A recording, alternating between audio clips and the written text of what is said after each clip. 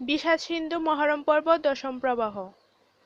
নূর নবী মুহাম্মদের রওজায় অর্থাৎ সমাধি প্রাঙ্গণে হাসান হোসেন, সহচর আবদুল্লাহ, ওমর এবং রহমান একত্রে বসিয়া পরামর্শ করিতেছেন। যখন কোনো বিপদবার মস্তকে আসিয়া পড়ে, কোনরূপ গুরুতর কার্যে হস্তক্ষেপ করিতে হয় অথবা কোনো অভাবনীয় চিন্তা সদযুক্তি সৎপরামর্শ করিবার আবশ্যক হইয়া উঠে, হাসান হোসেন উভয়েই মাতামহের সমাধি প্রাঙ্গণে আসিয়া যুক্তি পরামর্শ এবং কর্তব্য বিষয়ে মত স্থির করিতেন। আজ কিসের মন্ত্রণা, কি বিপদ, বাহ্যিকভাবে মুখের আকৃতিতে স্পষ্টই যেন কোনো ভয়ানক চিন্তার চিত্র চিত্রিত। কি চিন্তা পাঠক? ওই দেখুন, সমাধি প্রাঙ্গণের সীমা নির্দিষ্ট স্থানের নিকট দেখুন কে দাঁড়াইয়াছে। প্রভু মুহাম্মদের সমাধি প্রাঙ্গণে সীমাবদ্ধ, অন্য কাহারও যাইবার রীতি নাই। দর্শক পূজক আগন্তুক সকলেই চতুষ্পার্শ্ব নির্দিষ্ট সীমার বাহিরে থাকিয়া জিয়ারত করিবার প্রথা প্রচলিত আছে। পাঠক, যে লোক দাঁড়াইয়াছে উহাকে কি কখনো দেখিয়াছেন? একটু স্মরণ করুন, অবশ্যই মনে পড়িবা।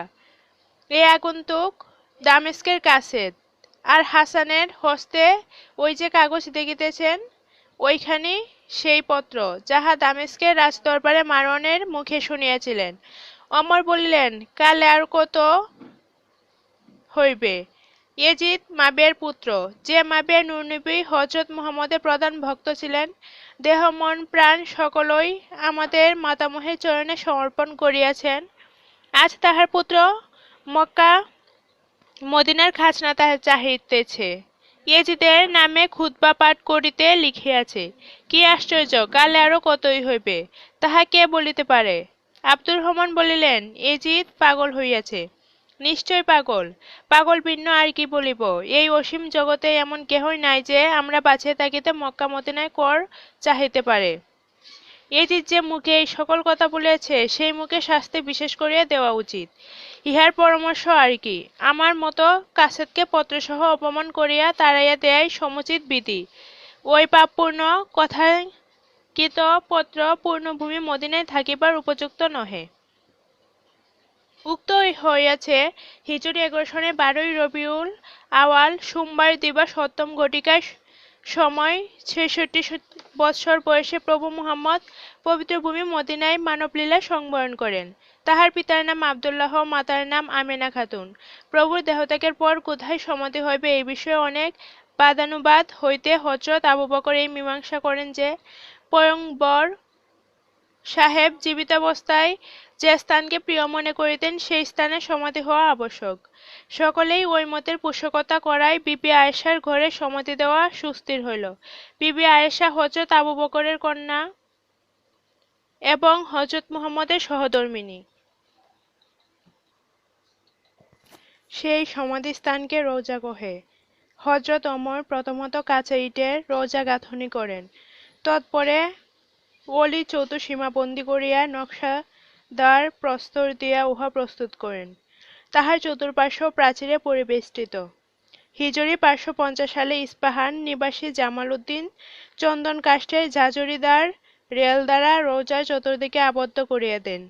সেই সময় শরীফ ইবনে আবু অল হিজা মিশরের বহুমূল্য শ্বেতবর্ণ চাদর আনাইয়া উক্ত চাদরের উপরে লোহিত বর্ণ রেশম সূত্র দ্বারা কুরআন শরীফের সূরা ইয়াসিন লেখাইয়া তদ্বারা ওই পবিত্র সমাধি আবৃত করেন।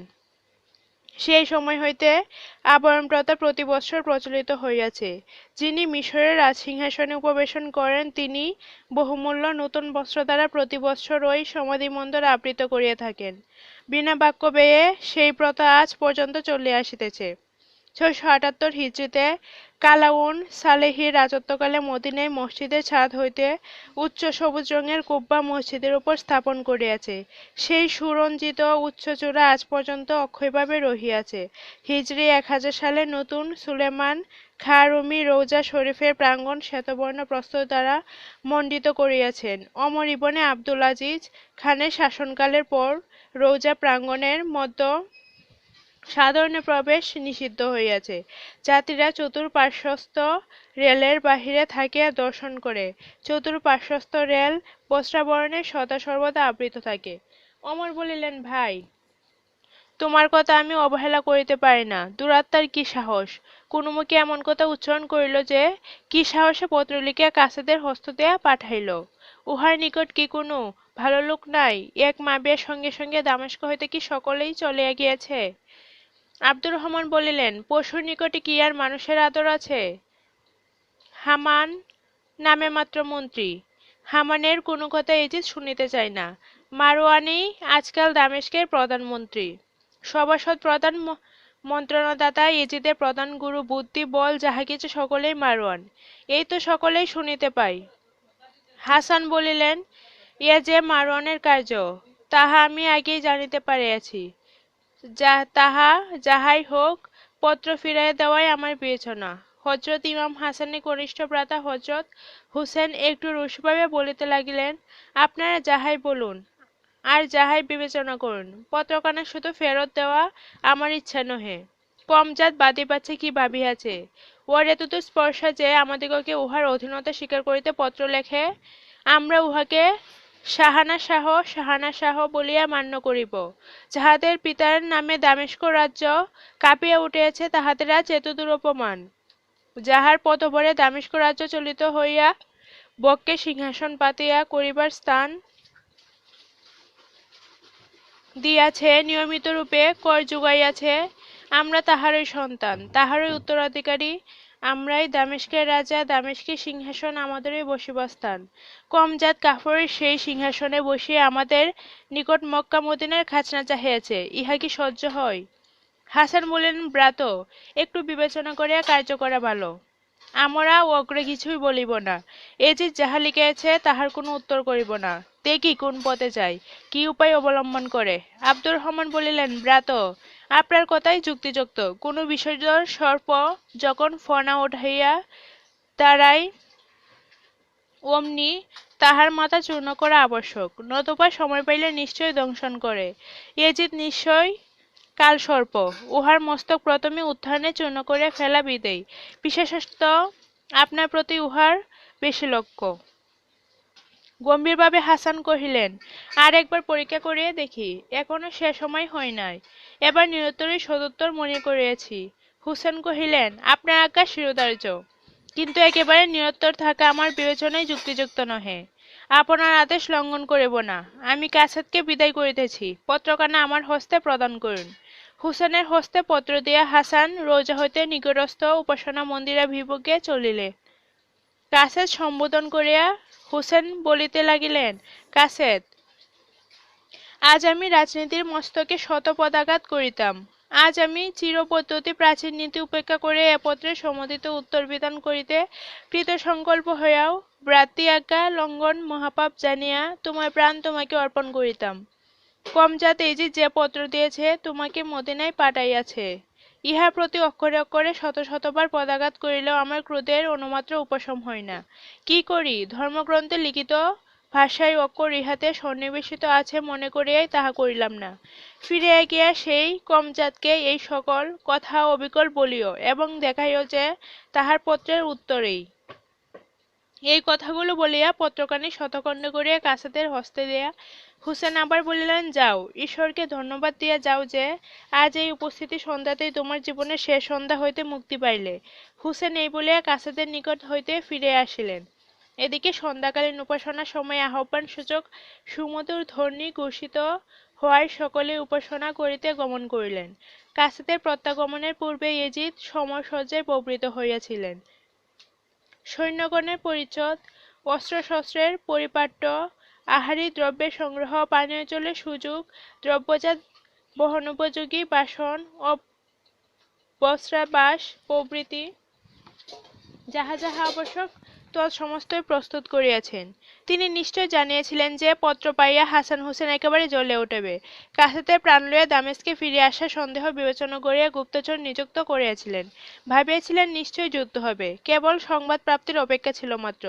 একদিন আপন সৈন্য সামন্তগণকে দুই শ্রেণীতে বিভক্ত করিয়া প্রথমত অশ্বারোহী সৈন্যদিগকের যুদ্ধ কৌশল ও অস্ত্র চালনা দেখিয়া পরে পদাতিক সৈন্যের বুর্জ নির্মাণে নৈপুণ্যে আত্মরক্ষা করে বিপক্ষের প্রতি অস্ত্র চালনে সুকৌশল ও সময় প্রাঙ্গণে পদাচালনায় চাতুর্য দেখিয়া এজিদ মহানন্দে বলিতে লাগিলেন, আমার এই শিক্ষিত সৈন্যগণে অস্ত্রের সম্মুখে দাঁড়ায় এমন বীরপুরুষ সারব দেশে কে আছে? এমন সুশিক্ষিত সাহসী সৈন্য কাহার আছে? ইহাদের নির্মিত বুর্জ ভেদ করিয়া যুদ্ধে জয়ী হওয়া কাহার সাধ্য? হাসান তো দূরের কথা, তাহাদের পিতা যে অত বড় যোদ্ধা ছিল, সেই আলীও যদি কবর হইতে উঠিয়া যুদ্ধক্ষেত্রের সম্মুখীন হয়, তাহা হইলে তাহাদের পরাজয় ভিন্ন জয়ের আশা নাই। এজিদ এইরূপ আত্মগৌরব আত্মপ্রশংসায় মত্ত ছিলেন। এমন সময় মদিনা হইতে কাছেদ আসিয়া সমুচিত অভিবাদন পূর্বক এজিদের হস্তে প্রত্যুত্তরপত্র দিয়া হুসেন যাহা বলিয়াছেন অবিকল বলিল। এজিদ ক্রোধে অধীর হইয়া কিঞ্চিৎ উচ্চস্বরে বলিলেন, সৈন্যগণ, তোমরা আমার দক্ষিণ বাহু, তোমরাই আমার একমাত্র ভরসা। আমি তোমাদিগকে যথাযোগ্য পুরস্কারে পুরস্কৃত করিয়াছি, পূর্ব হইতে বেতন সংখ্যা দ্বিগুণ বৃদ্ধি করিয়া দিয়েছি, যে যেমন উপযুক্ত তাহাকে সেই প্রকার সম্মানে সম্মানিত করিয়াছি। এতদিন তোমাদিগকে যত্ন করিয়া প্রতিপালন করিয়াছি।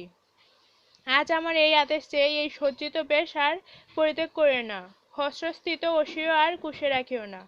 ধনুর্ধরগণ, তোমরা আর তুনীরের দিকে লক্ষ্য করিও না, মদিনার সম্মুখ ভিন্ন আর পশ্চাৎ করিও না।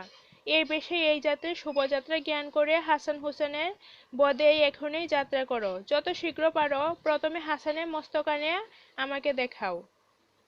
£1,00,000 পুরস্কার। আমি নিশ্চয় জানি তোমরা মনোযোগী হয়ে একটু চেষ্টা করিলে উভয়েই মস্তক তোমাদের হাসতেই দামেস্ক আনিতে হইবে। আমার মন ডাকিয়া বলিতেছে, তোমাদের তরবারি সেই উভয় ভ্রাতার শুনিত পানে লুলুপ রহিয়াছে।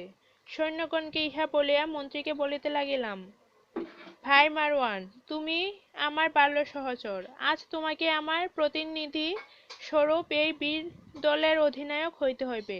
তোমাকে সৈন্যপথে ভার গ্রহণ করিতে হইবে, কারণ হাসান হুসেনের বধ সাধনের জন্য সৈন্য দলকে মদিনায় পাঠাইয়াছি।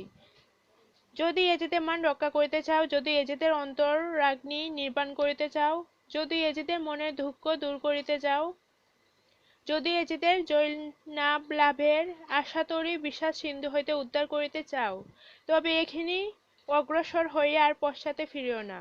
পূর্ব হইতে সকলই আমি সমুচিত রূপে আয়োজন করিয়া রাখিয়াছি। আজ এজিদের প্রাণ তোমারই হস্তে সমর্পিত হইল। যেদিন হাসান হুসেনের মৃত্যু সংবাদ এই নগরে আসিবে, সেই দিন জানিও যে এজিদ পুনর্জীবিত হইয়া দামেস্ক রাজভাণ্ডারে অবারিত দ্বারা খুলিয়া বসিবে। শঙ্কা করিয়া কি হস্তে তুলিয়া দিবে না, সকলেই যথেচ্ছরূপে যথেষ্ট পরিমাণ গ্রহণ করিবে, কাহারও আদেশের অপেক্ষায় থাকিবে না। মারওয়ান, সকল কার্য সকল কথাতেই যদি নামে একটি শব্দ আছে। আমি যদি কিছু ভয় করি, তবে ওই যদি শব্দেই সময়ে আমার প্রাণ কাঁপিয়া ওঠে। যদি যুদ্ধে পরাস্ত হও, নিরুৎসাহ হইও না। হাসান হুসেনের বধ সংকল্প হইতে কখনোই নিরাশ হইও না। দামেস্কে ফিরিও না। মদিনার নিকটবর্তী কোন স্থানে থাকিয়া তোমরা চিরবন্ধুর চিরশত্রুর প্রাণ সংহার করিতে যত্ন করিও। ছলে হোক, বলে হোক, কৌশলে হোক, কিংবা অর্থেই হোক, প্রথমে হাসানের জীবন প্রদীপ তোমার হস্তে নির্বাণ হওয়ায় শুভ সংবাদ আমি শুনিতে চাই। হাসানের প্রাণবিয়োগ জনিত জয়নাবের পূর্ণ বৈধব্যব্রত আমি সানন্দ চিত্তে শুনিতে চাই। আর কি বলিব, তোমরা অজানা আর কি আছে। সৈন্যদিগকে সম্বোধন করিয়া মারওয়ান বলিতে লাগিলেন, বীরগণ, তোমাদের প্রভুর আজ্ঞা সকলেই সকর্ণে শুনিলে, আমার আর কিছুই বলার নাই। ভ্রাতৃগণ, এখন একবার দামেস্ক রাজার জয়নাবে আকাশ ফাটাইয়া জগৎ কাঁপাইয়া মনের আনন্দে দ্বিগুণ উৎসাহ এখনই আশা করো। মারওয়ান ছায়ানি তোমাদের সঙ্গে সঙ্গে থাকিবে। সৈন্যগণ বীরদর্পে ঘূর্ণাদে বলিয়া উঠিল, জয় মহারাজ এজিদের জয়, জয় মহারাজ দামেস্ক রাজের জয়। কারা নাকারা ডঙ্কা গুড়গুড় শব্দে বাজিয়া যেন বিনা মেঘে মেঘ গর্জনের নেই অবরিত ধ্বনিত হইতে লাগিল। আজ অকস্মাৎ বিনা মেঘে হৃদয়কম্পন ব্রজধ্বনি নেই ভীমনাদ শ্রবণে নগরবাসীরা ভয়াকুল চিত্তে বাহিরে আসিয়া দেখিলেন গগনে মেঘের সঞ্চার মাত্র নাই। কিন্তু রাজপথ প্রস্তর রেণু ও বালুকণা ঘাতে অন্ধকার। অসংখ্য সেনা রণবাদ্যে মাতিয়ে শুভসূচক বিজয় নিশান উড়াইয়া মদিনাভিমুখে চলিয়াছে। নগরবাসীগণের মতো কাহারও মনে ব্যথা লাগিল, কাহারও চক্ষু জলে পড়িল, কেহ কেহ এজিদের জৈনব লাভ করিয়া আনন্দানুভব করিল। ইয়েজিদ মহোৎসবে নগরের আন্তঃসীমা পর্যন্ত সৈন্যদিগের সঙ্গে সঙ্গে যাইয়া মারওয়ান সৈন্যগণ ও সৈন্যদক্ষ আলীদের নিকটে বিদায় লইয়া নগরে ফিরিয়া আসিলেন।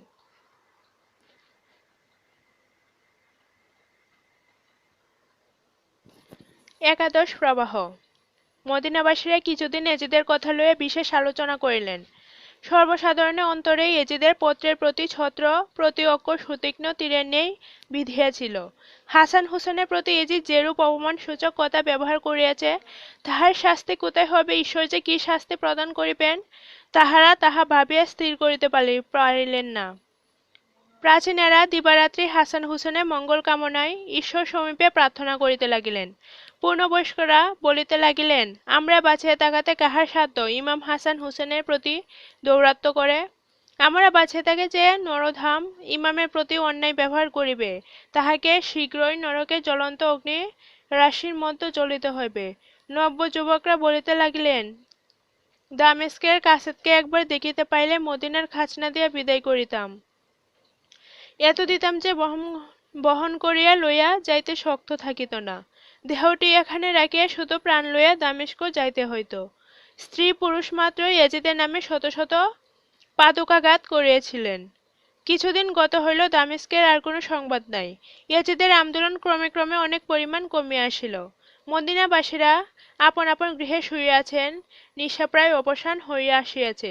এমন সময় সহসা নাকারার শব্দ শুনিতে পাইয়া অগ্রে প্রান্ত সীমাবাসীরা জাগিয়া উঠিলেন।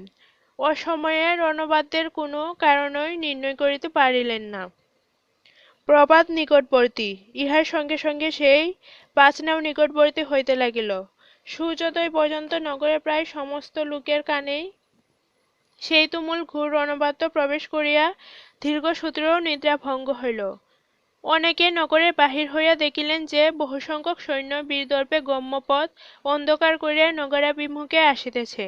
সূর্যদেব সহস্র কিরণ মদিনাবাসীকে নিজ মূর্তি দেখাইয়া ইজিদের চিহ্নিত পতাকা ও সৈন্যদিগের নূতন সজ্জা দেখাইলেন। সকলেই স্থির সিদ্ধান্ত করিলেন যে হাসান হুসেনকে নির্যাতন এবং তাহাদের প্রাণহরণ মানুষে এজিদ সসৈন্য সমরে আসিতেছেন। আব্দুর রহমান আর বিলম্ব করিলেন না, দ্রুত গমন করিয়া হাসান হুসেনের নিকট সমুদয় বৃত্তান্ত জানাইলেন। তাহারা আর কাল বিলম্ব না করে এজিদের বিরুদ্ধে জেহাদ ঘোষণা করে যুদ্ধের আয়োজনে ব্যতিব্যস্ত হইলেন। মুহূর্ত মধ্যে মদিনায় ঘরে ঘরে জোরদরবের প্রতিধ্বনি হইতে লাগিল। মুহাম্মদীয়গণ জেহাদের নাম শুনিয়া আহ্লাদে নাচিয়া উঠিলেন। বিধর্মীর অস্ত্রাঘাতে প্রাণত্যাগ করিলেই শহীদ, ধর্মযুদ্ধে শোণিত প্রাণে প্রাণত্যাগে মুক্ত হইবে স্বর্গের দ্বার শহীদদিগের নিমিত্ত সর্বদাই খোলা রহিয়াছে। ধর্মযুদ্ধে পূর্ণার্থরূপে ধারণে নির্বিচারে সে স্বর্গসুখ সুখী হইবে। ইহা মুসলমান মাত্রেই অন্তর জাগিতেছে এবং অনন্তকাল পর্যন্ত জাগিবে। মদিনার বালক বৃদ্ধ পূর্ণবয়স্ক সকলেই রণবেশে সুসজ্জিত হইতে লাগিল। নগরবাসীরা হাসান হুসেনের প্রাণাপেক্ষা ভালোবাসিতেন। ঘোষণা প্রচার হইতে হইতে সহস্রাধিক লোক কাহারও আদেশের অপেক্ষা না করিয়া যাহার যে অস্ত্র সংগ্রহে ছিল, যে যাহা নিকটে পাইল তাহাই লইয়া বেগে দ্রুত শত্রুর উদ্দেশ্যে ধাইয়া চলিল। তদৃষ্টে এজিদের সৈন্যগণ আর অগ্রসর হইল না। গমনে কান্ত দিয়া শিবির নির্মাণে প্রবৃত্ত হইল। নগরবাসীরা নগরেও আর ফিরিলেন না। বৃক্ষমূলে প্রস্তরোপরি স্ব সুযোগমত স্থান নির্দেশ করিয়া হযরত ইমাম হাসানের অপেক্ষায় রহিলেন। এজিদের সৈন্যগণ বহুমূল্য বস্ত্রাদি দ্বারা শিবির রচনায় প্রবৃত্ত হইয়াছে, এ সংবাদ হাসানের নিকট পাঠাইলেন। হাসান ও আব্দুর রহমান প্রভৃতি আত্মীয়স্বজন সমভিব্যাচারে রওজা মোবারকে যাইয়া হাসান প্রথমে ঈশ্বরের উপাসনা করিলেন। দয়াময়, আমার ধনবল বুদ্ধিবল সৈন্যবল কিছুই নাই। তোমার আজ্ঞানুবর্তী দাসানুদাস আমি। তুমি দয়া করে এ দাসের অন্তরে যে বল দিয়াছ, সেই বল ধর্মবলই আমার সাহস এবং উৎসাহ। দয়াময়, এই বলে আমি এজিদকে, এক এজিদ কেন শত শত এজিদকে তোমার কৃপায় তুচ্ছ জ্ঞান করি। কেবল তোমার নাম ভরসা করিয়াই অসীম শত্রুপথে যাইতেছি। তুমি সহায়, তুমি রক্ষাকর্তা।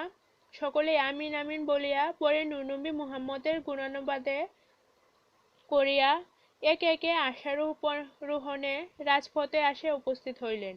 নগরবাসীরা ব্যগ্রতা সহকারে তাহাদের চারিদিকে ঘিরিয়া দাঁড়াইয়া বলিতে লাগিল, আমরা বাঁচিয়া থাকাতে আপনাকে শত্রু সম্মুখে যাইতে দিব না। এই চলিলাম পৃষ্ঠে আঘাত লইয়া আর ফিরব না। আঘাতীত দেহ আর মদিনাবাসীদিগকে দেখাইব না, হয় মারিব নই মরিব। হাসান অশ্ব হইতে নামিয়া বলিলেন, ভাতৃগণ, ঈশ্বরের রাজ্যে বাস করিয়া ঈশ্বরের কার্যে জীবন শেষ করাই জীবের কর্তব্য। লোকে আমাকে মদিনার রাজা বলে, কিন্তু ভাতৃগণ, তোমরা তাহা কখনোই কর্ণে স্থান দিও না। এ জগতে কেহ কাহারও রাজা নহে, সকলেই সেই মহারাজাধিরাজ সর্বাধিরাজ ওয়াহদাহুলা শরিকালাহু দয়াময়ের রাজ্যের প্রজা। সকলেই সেই মহান রাজার সৃষ্ট, সকলেই শক্তির মহান, আমরা সেই রাজার প্রজা। সাধ্যানুসারে সেই সর্বশক্তিমান অদ্বিতীয়মান মহারাজের ধর্মরাজ্যের রক্ষণাবেক্ষণ করাই আমাদের সর্বতোভাবে কর্তব্য এবং তাহাই আমাদের জীবনের একমাত্র উদ্দেশ্য। সেই ধর্মরাজ্যের বিরোধী হইয়াও অনেক নরাধম এই অস্থায়ী রাজ্যে বাস করিতেছেন। আজ তোমরা যে নরাধমের বিরুদ্ধে একাগ্রচিত্তে অগ্রসর হইয়াছ, তাহার ধনবল সৈন্যবল এত অধিক যে মনে ধারণা করিতেও শঙ্কাবোধ কর। যদিও আমাদের অর্থ নাই, বাহ্যিক আড়ম্বরও নাই, তথাচ আমাদের একমাত্র ভরসা সেই অদ্বিতীয় ভগবান। তাহার নাম আমাদের আশ্রয়, সেই নাম সহায় করিয়া আমাদের তাহার ধর্ম রক্ষা করিব। ভাতৃগণ, যে পাপাত্মা সৈন্যগণ এ পবিত্র ভূমি, আমাদের জন্মভূমি আক্রমণ করিবার আশায় নগর বাহিরে শিবির স্থাপন করিয়া রহিয়াছে, সেই বিধর্মী এজিদ মদিনার খাজনা আমার নিকট চাহিয়া পাঠাইয়াছিল, আমি তাহার উত্তর দিইনি। সেই আক্রোশ এবং বিবি জয়নাব আমার সহধর্মিণী হইয়াছেন, সেই ক্রোধে এজিদ আমার প্রাণ বধ করিবে। তাহা হইলে এজিদের উভয় উদ্দেশ্যই সাধিত হইবে, কারণ আমার অভাবে মদিনার সিংহাসন তাহারই অধিকৃত হইবে মনে করিয়াছে। সেই বিধর্মী এজিদ নূরনবী হযরত মুহাম্মদের বিরোধী, ঈশ্বরের বিরোধী, পবিত্র কুরআনের বিরোধী। নরাধম এমনই পাপী যে ভ্রমে কখনো ঈশ্বরের নাম মুখে আসে না। ভাই সকল, আমরা যে রাজ্যে বাস করি, সে রাজা আমাদের সুবিধার জন্য কত উপকরণ, কত সুখ সামগ্রী সৃষ্টি করেছেন। বিনা অর্থে বিনা প্রত্যুপকারের আশায় যে রাজা অকাতরে কত কি দান করিয়াছেন, আমরা আজ পর্যন্ত সে দানের উদ্দেশ্যে কণামাত্র বুঝিয়া উঠিতে পারি নাই। সেই অদ্বিতীয় রাজা বিরুদ্ধাচারী আজ পূর্ণভূমি মদিনা আক্রমণ করিতে, আমাদের স্বাধীনতা হরণ করিতে, ধর্মপথে বাধা দিতে, মূল উদ্দেশ্যে আমার জীবন প্রদীপ নির্বাণ করিতে অগ্রসর হয়েছে। মহাশক্তিসম্পন্ন মহাপ্রভু জগৎপিতার নামে কত কলঙ্ক রটাইয়াছে। তিনি মহান, তাহার মহিমা অপার, তাহার ক্রোধ বিরাগ দুঃখ অপমান কিছুই নাই। কিন্তু আমরা সহ্যগুণবিহীন মানব, আমাদের রিপু সংযম অসাধ্য। যে কেহ ঈশ্বরের বিরোধী, আমরা তাহার বিরোধী। আমরা কি সেই বিরোধীর প্রতিবিধান করিব না? আমাদের অস্ত্র কি চিরকালই কুঁজে আবদ্ধ থাকিবে? বিধর্মীর মুণ্ডপাত করিতে সেই অস্ত্র কি নিষ্কষিত হইয়া কাফরের রক্তে রঞ্জিত হইবে না? ঈশ্বরের প্রাসাদে জয় পরাজয় উভয়ই আমাদের মঙ্গল। যদি তাহার কৃপায় বিধর্মীর রক্ত আজ মদিনা প্রান্তরে বহাইতে পারি, ধর্মরক্ষা, জন্মভূমির স্বাধীনতা রক্ষা করিয়া বিধর্মীর অস্ত্রে আত্মবিসর্জন হয়, তাহাতে অক্ষয়লাভ স্বর্গলাভ।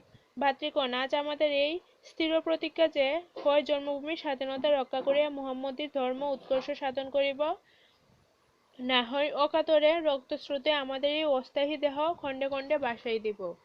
এই পর্যন্ত শুনি নাই শ্রোতাগণ সমস্বরে আল্লাহু আকবর বলিয়া পাগলের ন্যায় কাফরের মুণ্ডপাত করিতে ছুটিলেন। হাসান সকলকে একত্রে শ্রেণীবদ্ধ করিয়া লইয়া সমরক্ষেত্রে যাইতে মনস্থ করিয়াছেন। তাহার হইল না, কেহই আর তাহার কথা শুনিল না। হাসান হুসেন এবং আব্দুর রহমান পুনরায় আশারোহণে কিঞ্চিৎ দূরগমন করে যে দৃশ্য দর্শন করিলেন, তাহাতে হাসান আর অশ্রু সংবরণ করিতে পারিলেন না। আব্দুর রহমান বলিলেন, ভাই, তুমি যত শীঘ্র পারো হুসেনের সহিত যাইয়া মদিনাবাসীগণের পৃষ্ঠপোষক হও, আমি অবলাগণকে সান্ত্বনা করিয়া আসিতেছি। ইহাদের এ বেশ আমার চক্ষে বড়ই কষ্টকর বোধ হইতেছে। আমি বাঁচিয়া থাকাতে ইহাদের হস্ত অস্ত্রভার সহিত হইল। ভাই, ইহা অপেক্ষা আর দুঃখে কি? তোমরা যাও, আমার অপেক্ষা করিও না। এই কথা বলিয়া অশ্ব হইতে নামিয়া ইমাম হাসান অতি বিনীতভাবে নারীগণকে জিজ্ঞাসা করিলেন, ভগ্নীগণ, নগরের প্রান্তভাগে মহাশত্রু, নগরবাসীরা আজ শত্রুবধে উন্মত্ত, জন্মভূমি রক্ষা করিতে মহাব্যস্ত। এই বিপদ সময়ে তোমরা এবেশে কোথা যাইতেছ? স্ত্রীলোকদের মধ্যে একজন বলিলেন, হযরত, আর কোথা যাইব? আপনার এই মহাবিপদ দেখেও কি আমরা অবলাচারের বাধ্য হইয়া অন্তঃপুরে আবদ্ধ থাকিব? ভ্রাতা পুত্র স্বামী সকলেই শত্রুমুখে পাঠাইয়াছি, ফিরিয়া আসিতে পাঠাই নাই, একেবারে চিরবিদায় প্রদান করেছি। আর আমাদের পৃথিবীতে থাকিবার প্রয়োজন কি? আপনার জন্য স্বামী ভ্রাতা পুত্র যে যে পথে যাইবে, আমরা সেই পথে অনুসরণ করিব। বিপদ সময়ে অবশ্যই কিছু না কিছু সাহায্য করিতে পারিব। আর তাহারাই যদি বিধর্মী রক্তে রঞ্জিত হইয়া ধর্ম রক্ষা ও জন্মভূমি রক্ষা করিতে পারে, তবে আমরাই বা কাফেরের মাথা কাটিতে অস্ত্র গ্রহণ করিব না কেন? নূর নবী হযরত মুহাম্মদের পবিত্র দেহ যে মদিনা ক্রোড়ায় ধারণ করিয়া রহিয়াছে, রোজ কিয়ামত পর্যন্ত থাকিবে, সেই মদিনা এজিদ অধিকার করিবে। যে মদিনার পবিত্রা গুণে জগতের চারিদিক হইতে কোটি কোটি ভক্ত কত কষ্ট স্বীকার করিয়া শুধু একবার রোজা শরীফ দর্শন করিতে আসিয়াছে, সেই পবিত্র ভূমি কাফরের পদস্পর্শে কলঙ্কিত হইবে। একথা শুনিয়া কে স্থির হইয়া ঘরে বসিয়া থাকিতে পারে? দুনিয়া কই দিনের? আরো দেখুন, আমরা অবলা পরাধীনা যাহাদের মুখাপেক্ষী, তাহারাই যখন অস্ত্র সম্মুখে দাঁড়াইল, তখন আমরা শূন্য দেহ লইয়া কেন আর ঘরে থাকিব? আর একটি স্ত্রীলোক করিলেন, হযরত, আমরা যে কেবল সন্তান সন্ততি প্রতিপালন করিতেই শিখিয়াছি তাহা মনে করিবেন না। এই হস্ত বিধর্মীর মস্তক চূর্ণ করিতেও সক্ষম, এই হস্তে কাফিরের মুণ্ডপাত করিতেও জানে। সামান্য রক্তবিন্দু দেখিলেই আমাদের মন কাঁপিয়া ওঠে, অঙ্গ শিহরিত ওঠে, হৃদয়ে বেদনা লাগে, কিন্তু কাফিরের লোহিত তরঙ্গের শোভা দর্শনেও আনন্দ উৎসাহে মন যেন নাচিতে থাকে। বিস্মিত হয়ে হাসান বলিলেন, আমি আপনাদের অনুগত এবং আজ্ঞাবহ। আমি বাঁচিয়া থাকিতে বিধর্মী পথে আপনাদেরকেও অস্ত্র ধারণ করিতে হইবে না। আমার বংশ বাঁচিয়া থাকিতে আপনাদিগকে এ বেশ পড়িতে হইবে না।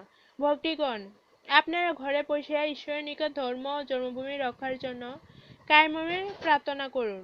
আমরাও অস্ত্রমুখে দাঁড়াইব। আপনারা ঈশ্বরের সম্মুখে দাঁড়ায় আমাদিগকে রক্ষা করিবেন। আমি মিনতি করিয়া বলিতেছি, আপনারা শত্রুর সম্মুখীন হইয়া আমার মনে বেদনা প্রদান করিবেন না।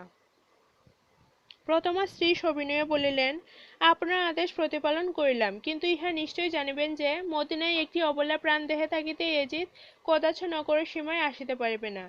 এই কথা বলিয়া স্ত্রীলোকে দুই হস্তে তুলিয়া ঈশ্বরের নিকট প্রার্থনা করিতে লাগিলেন, এলাহি, আজ আপনার নামের উপর নির্ভর করিয়া হাসানকে শত্রু সম্মুখে দিলাম। হাসানের প্রাণ পবিত্র ভূমি মদিনায় স্বাধীনতা এবং ধর্ম রক্ষা করিতে ভ্রাতা পুত্র ও স্বামীহারা হইলে আমরা কাতর হইব না। এলাহি, স্বামী পুত্র ভাতৃগণ বিধর্মী অস্ত্রে প্রাণত্যাগ করিলে আমাদের চোখকে কখনোই জল আসবে না, কিন্তু মদিনা নগরে কাফেরের পদদৃষ্ট হইলেই আমরা অকতরে প্রাণ বিসর্জন করিব। এলাহি, হাসানের প্রাণ আমাদের প্রার্থনীয়, সে প্রাণ রক্ষা হইলেই সকল রক্ষা হইবে। এলাহি, হাসানের প্রাণ রক্ষা করো, মদিনার পবিত্রতা রক্ষা করো, নূর নবী হযরত মুহাম্মদের রওজার পবিত্রতা রক্ষা করো।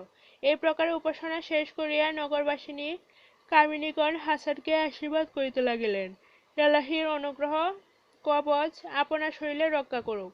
বাহুবলে হযরত আলীর দৃষ্টি হোক। বিবি ফাতেমা খাতুনের জান্নাত আপনার ক্ষুধপিপাসা নিবারণের প্রতি দৃষ্টি রাখুন।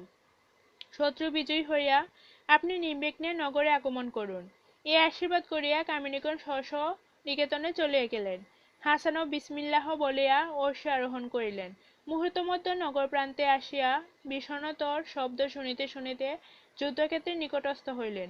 দেখিলেন যে বিষম বিক্রমে মদিনাবাসীরা বিপক্ষে আক্রমণ করিয়াছে।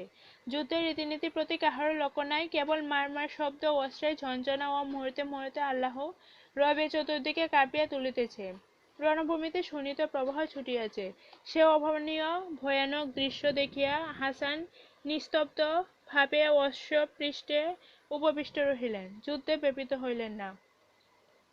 মদিনাবাসীরা শত্রুদিগকে প্রায় শেষ করিয়া ফেলিয়াছে। শত শত বিধর্মীর মস্তক ছেদন করিয়া শেষে নিজে নিজে শহীদ হইতেছে। কেহ কাহারও কথা শুনিতেছেন না, কিছু বলিতেছেন না, জিজ্ঞাসাও করিতেছেন না। হুসেনের চালিত তরবারি বিদ্যুতের ন্যায় চমকিতেছে।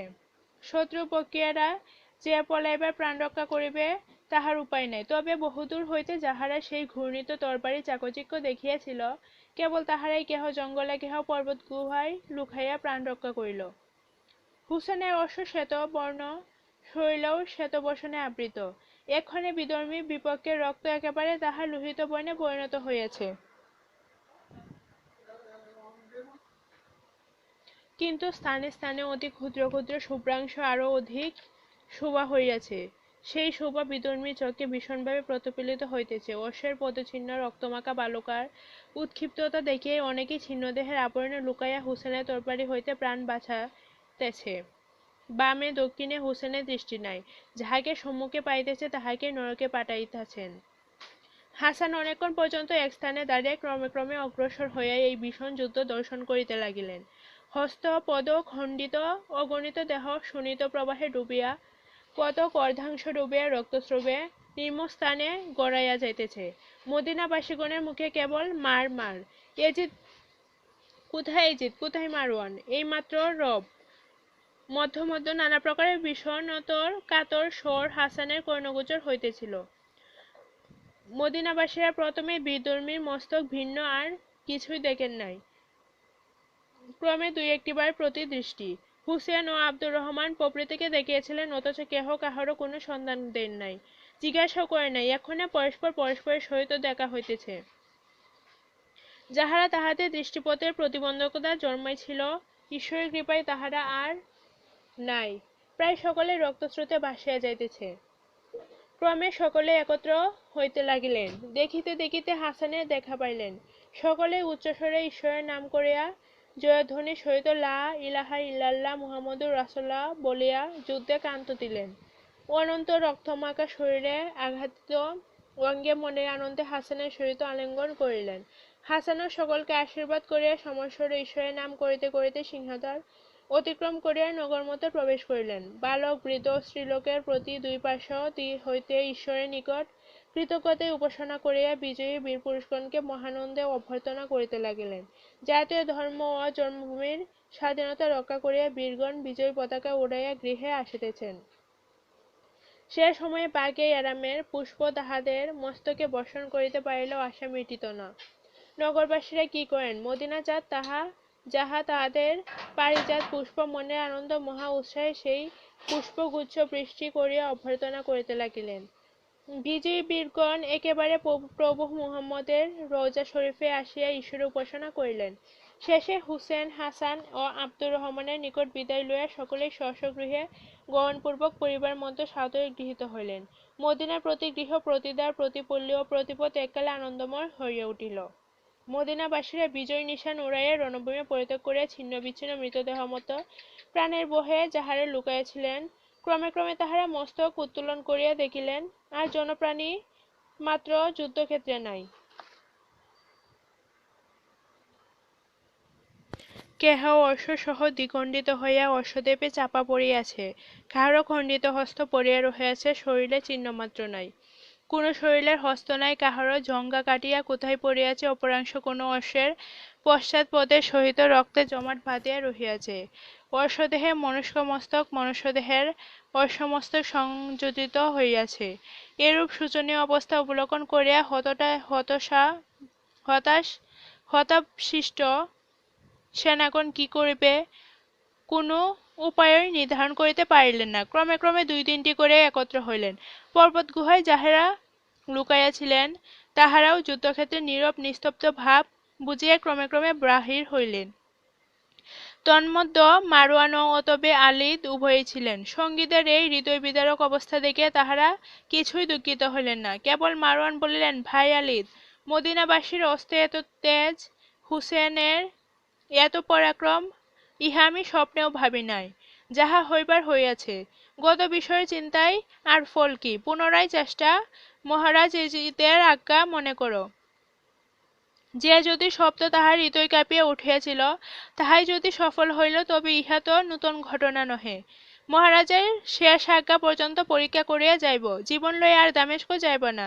এ মুখ আর দামেস্কবাসীকে দেখাইব না।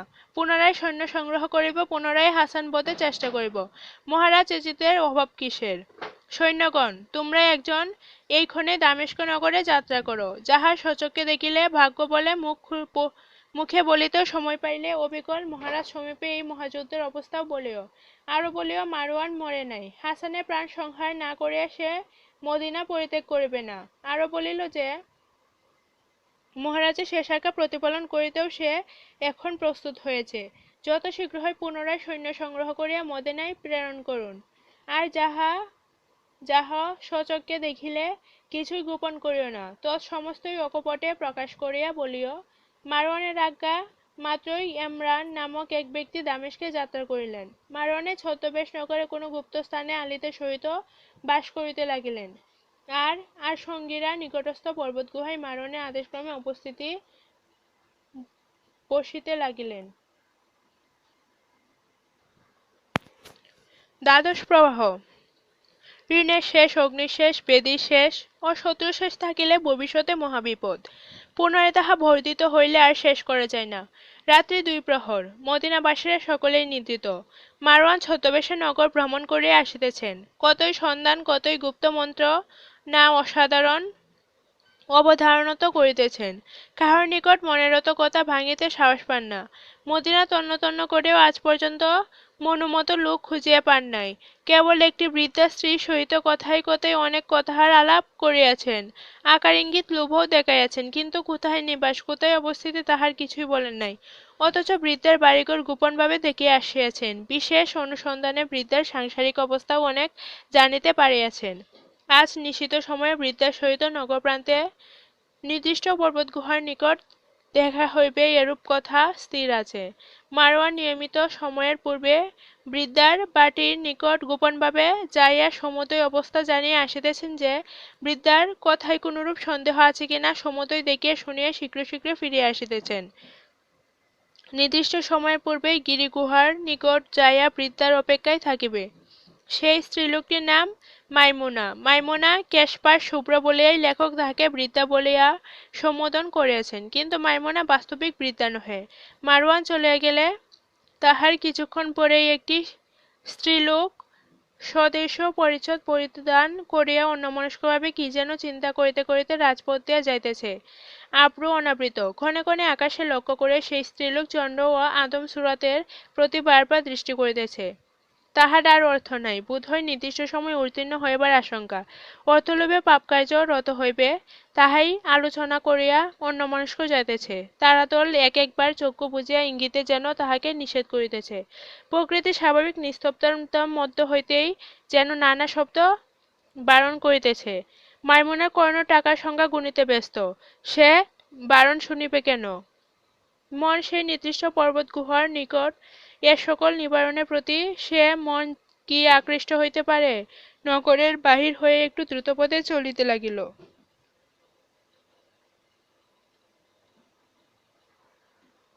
নির্দিষ্ট গিরিগুহার নিকটে মারওয়ান অপেক্ষা করিতেছেন। মাইমুনাকে দেখিয়া তাহার মনের সন্দেহ একেবারে দূর হইল।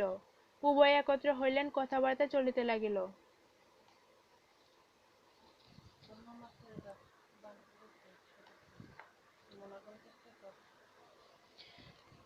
মারওয়ান কহিলেন, তোমাকে বিশ্বাস না করিলে মনের কথা ভাঙিব কেন? তোমার কথাক্রমই এই নিশি সময়ে জনশূন্য পর্বতগুহার নিকটেই বা আসিব কেন? তোমার যাহা ইচ্ছা বলো। মাইমুনা কহিল, কার্য শেষ হইলে তো দিন দিবে নই, কিন্তু অগ্রে কিছু দিতে হইবে। দেখুন, অর্থই সকল। আমি নিতান্ত দুঃখিনী। আমার এই কার্যটি সহজ নহে। কতদিনে যে শেষ করিতে পারিব তাহার ঠিক নাই। এই কার্যের জন্য আমাকে সর্বদা চিন্তিত থাকিতে হইবে। জীবিকা নির্বাহের জন্য অন্য উপায়ে একেবারে হস্ত সংকোচ করিতে হইবে। দিবারাত্রি কেবল এই মন্ত্রণা, এই কথা লইয়াই ব্যতিব্যস্ত থাকিতে হইবে। আপনি বিবেচনা করুন, ইহার কোনটি অযথার্থ বলিলাম। কথার ভাব বুঝিয়া কয়েকটি স্বর্ণমুদ্রা মাইমুনার হস্তে দিয়া মারওয়ান বলেন, যদি কৃতকার্য হইতে পারো, সহস্র সুবর্ণ মোহর তোমার জন্য ধরা রহিল।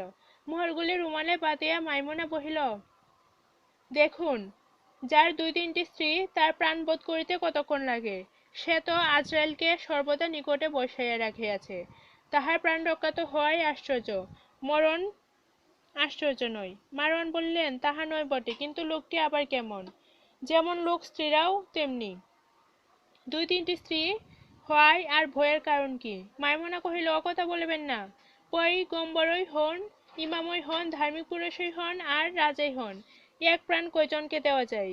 ভাগ্যে জুটিলেন নানা নানা গুলযোগ।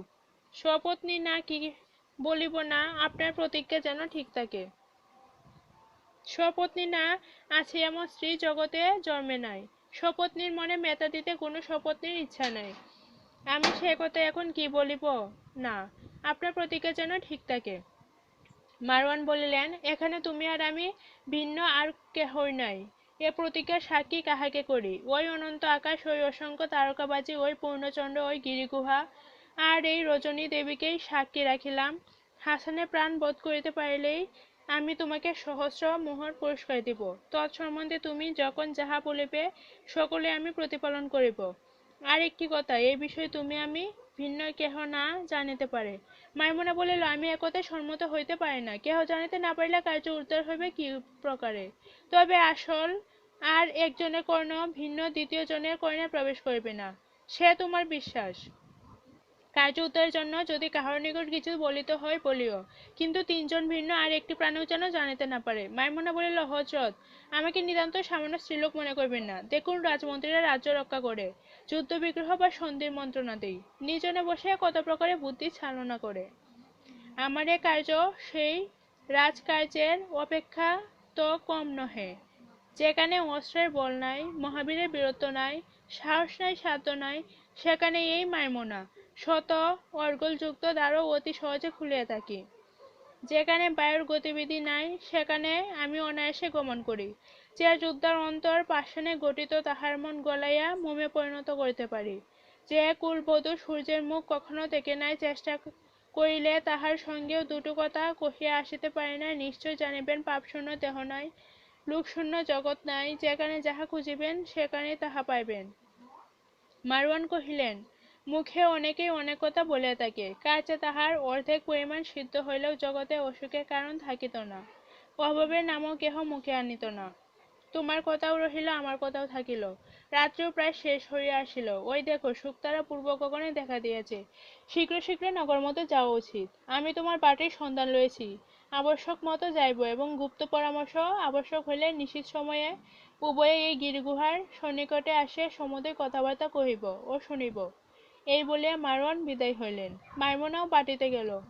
গৃহমধ্য শয্যার উপর বসিয়া মোহরগুলি দীপালোকে এক এক করিয়া গণিয়া যথাস্থানে স্থানপূর্বক আপনা আপনি বলিতে লাগিল, হাসান আমার কে? হাসান মারিতে আর আমার দুঃখ কি?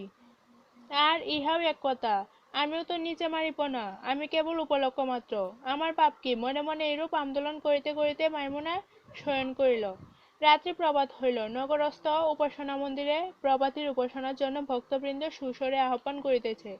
নিদ্রাপেক্ষা ধর্মালোচনা অতি উৎকৃষ্ট, আর বিপাশায় একতার ঘোষণা করিতেছে। ক্রমে সকলে জাগিয়া উঠিল। নিত্যক্রিয়াদি সমাধা করিবার পর সকলের মুখেই শত সহস্র প্রকার ঈশ্বরের নাম ঘোষণা হইতে থাকিল।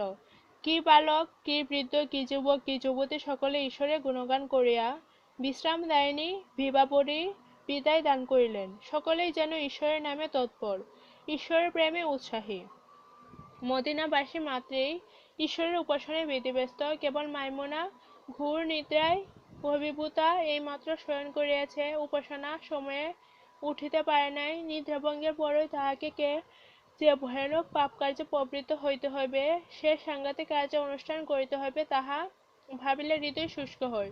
অর্থলোভে পূর্ণাত্ম হাসানের প্রাণ বিনাশে হস্ত প্রসারণ করিবে, ও পাষাণী প্রাণ কি পাষাণ অপেক্ষাও কঠিন, নিরপরাধে পবিত্র দেহের সংহার করিবে। এ পাপ কি একটিও তাহার মনে হইতেছে না? অকাতরে নিদ্রার সুখ অনুভব করিতেছে, কি আশ্চর্য! রমিনার প্রাণ কি তবে এতই কঠিন হইতে পারে? মাইমুনা নিদ্রিত অবস্থাতেই শয্যা পরিস্থ উপাধান চাপিয়া ধরিয়া গুঙ্গাইতে গুঙ্গাইতে বলিতে লাগিল, আমি নাই, মারওয়ান, এ জিদের প্রধান উজির মারওয়ান। দুই তিনবার মারওয়ানের নাম করিয়া মাইমুনার নিদ্রাভঙ্গ হইল। নিদ্রিত অবস্থায় কি স্বপ্ন দেখিয়াছিল, কি কারণে ভয় পাইয়াছিল, কি যে কষ্ট পড়েছিল, কে দেখিল, কে ভাবিল, নিজেই জানিল। শেষে বলিয়া উঠিল, স্বপ্ন সকল অমূলক চিন্তা, বুদ্ধিহীন মূর্খেরাই স্বপ্নে বিশ্বাস করিয়া থাকে। যাহাই আমার কপালে থাকুক, আমি স্বপ্নে যাহা দেখিলাম সে বইয়ে হাজারো মোহরের লোপে কখনোই পরিত্যাগ করিতে পারি নাই।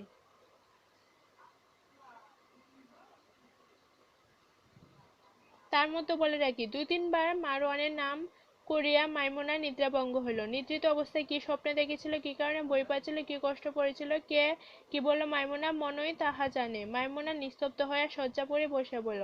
এক দৃষ্টে দেখিল, কি ভাবিল, কি শুনিল, স্বপ্ন সকল অমূলক।